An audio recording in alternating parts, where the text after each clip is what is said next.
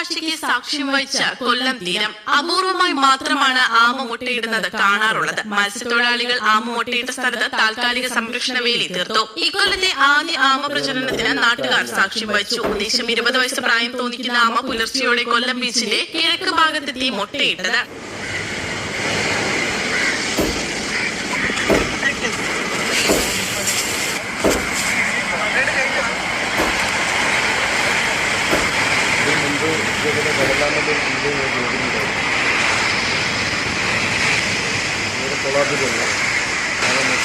കുഞ്ഞുങ്ങൾ തിരിഞ്ഞ് പോകുന്നതും ഒരു 1000 ഒരെണ്ണം മാത്രം നഷ്ടപ്പെടുന്ന അവസ്ഥയിലാണ്.